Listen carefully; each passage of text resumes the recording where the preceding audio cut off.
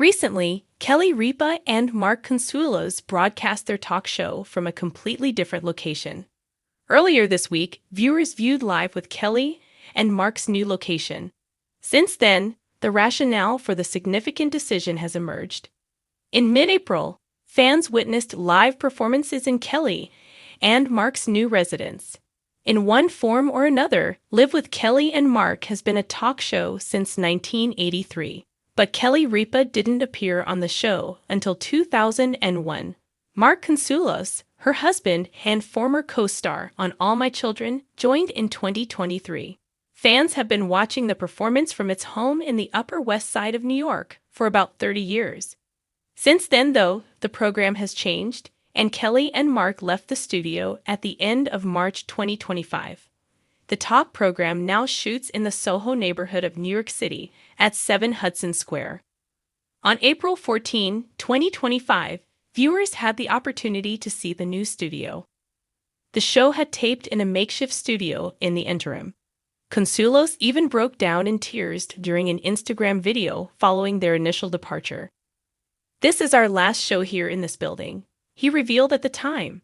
"In fact, this location gave me the confidence to pop the question to my wife, which we did the following day in Las Vegas. I am therefore very grateful. I am grateful for this location." But the new studio has undoubtedly left its mark. Portia Williams, a star of Real Housewives of Atlanta, was the first visitor to the new studio and expressed her admiration for the space. She revealed throughout the performance, "Oh, I love your set. This is incredible. This is excellent." Ripa Kelly previously, "I had some reservations about the move." However, even Kelly Ripa expressed some skepticism about the show's move back in October, despite having seen the new studio. Mark, "And I went down to tour the new studios because apparently our show is finally moving to a new location," she revealed of the show.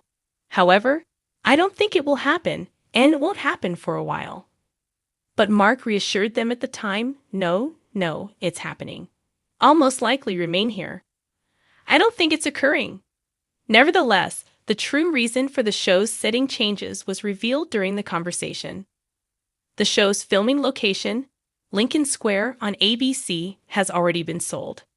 "This place has been sold for 10 years, Ripa said, expressing surprise at the change.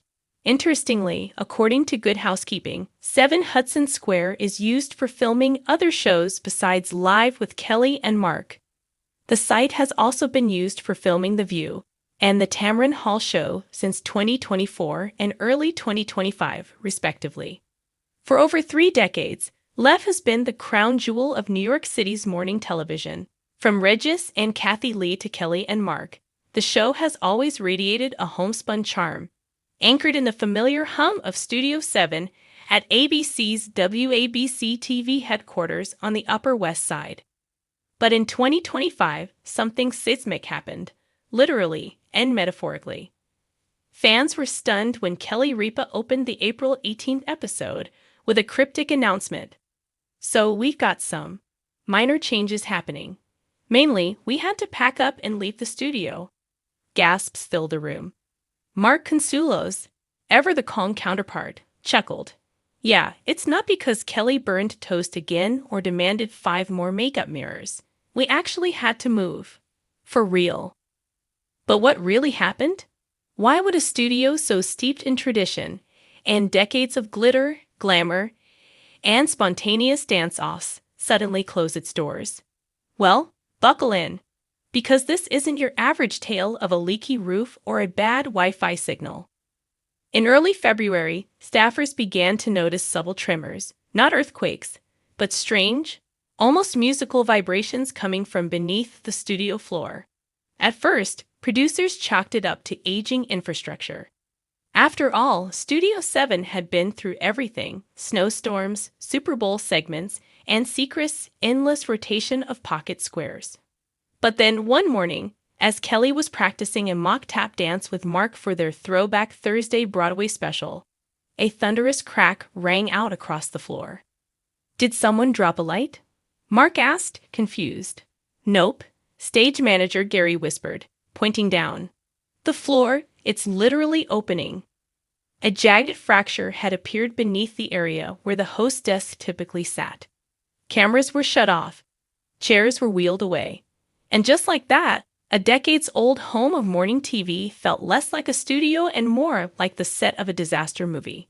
Engineers were called in, structural experts, city inspectors, even a geologist from NYU who had apparently always wanted to be on a TV set. The results? Alarming. It appears the studio is built above a forgotten subway tunnel, the lead inspector announced, looking grim. And that tunnel's foundation is, well, let's say it's now more spaghetti than steel. Worse yet, the tunnel had begun to shift, slowly but steadily, due to underground vibrations from new construction nearby. The studio wasn't going to collapse today, or even next week, but the show could no longer gamble with safety. The decision was swift and absolute: vacate the space. The studio was officially deemed temporarily unsafe for broadcasting. But Kelly, never one to shy away from the drama, dubbed it more bluntly: Studio 7 is now haunted by bad engineering and possibly the ghost of Regis. Producers scrambled to find a new space that could replicate the cozy feel of the old studio. But when word got out that Live was looking for a new home, offers started flooding in from across the city. A Midtown theater offered us their backstage broom closet, Kelly joked on air, which we almost took because it had good lighting and a solid espresso machine. Eventually, the show landed in a sleek temporary studio 3 blocks south, one previously used for Who Wants to Be a Millionaire tapings. It had glossy floors, top-tier sound equipment, and absolutely no personality. So we did what we always do, Mark said. We brought in the plants, the couches, and the weird ceramic mugs nobody ever uses. Within a week, the new set looked eerily similar to the original, but fans knew. They could tell. Something had changed. On our final day in Studio 7, the Live team held a candlelight vigil of sorts. Producers, lighting crew, wardrobe staff, all gathered around the cracked floor one last time. Kelly gave a heartfelt speech, holding back tears. This studio gave me my career. I got to sit here next to Regis, to Michael, to Ryan, and now to Mark. I got to dance badly, laugh loudly, and occasionally cry on this floor, sometimes all in one segment. Mark, equally emotional, added, "This place is like the kitchen of the show. It's where all the magic happened. We didn't just film here. We lived here." A symbolic piece of the cracked floor was cut out, framed, and now hangs proudly in the new dressing room, right above the snack counter. Interestingly, the forced move seemed to spark something deeper. Ratings, already strong, began to climb. Fans called the new studio brighter, fresher, and kind of sexy. Kelly agreed. "Maybe the universe gave us a little nudge," she said. Or maybe Regis is whispering from beyond, saying, "Enough already. Upgrade the carpet." Mark theorized it differently. Every few decades, a show needs to shake the dust off. We just didn't know the dust would fall through the floor.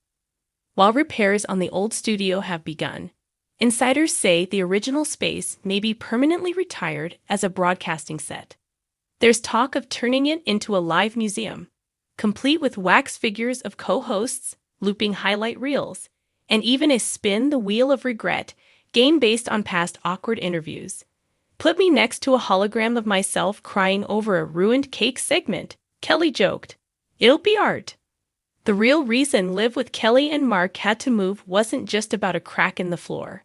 It was about evolution, about rolling with the unexpected. It was about learning that sometimes the strongest foundations aren't made of concrete, but of community, chemistry, and a whole lot of coffee. "We didn't lose a home," Kelly said. "We just found another one." And as the lights rose in the new studio, the coffee mugs clinked, and the audience cheered. One thing was clear: Live had moved, but it hadn't missed a beat.